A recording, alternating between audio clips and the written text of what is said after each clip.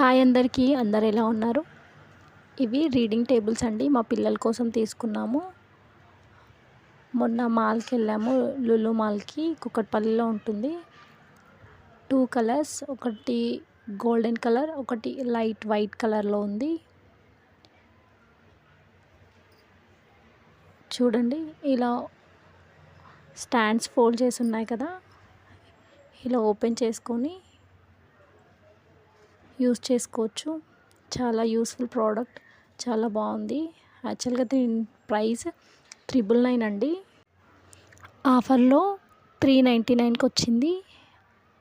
2 tables తీసుకున్నాము, ఒకటి పాప కోసం, ఒకటి బాబు కోసం.